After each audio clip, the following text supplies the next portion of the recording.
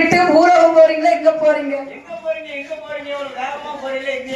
அப்படியே என்று பார்வதி கேட்கிற போது பார்த்தா சிவபெருமான், எம்மா பெண்ணே பார்வதி, பூலோகத்தில் சென்று படைத்து விட்ட மனுக்களுக்கு பட்டினியில் இல்லாமல் படி இழந்து வருகின்றேன் அம்மா.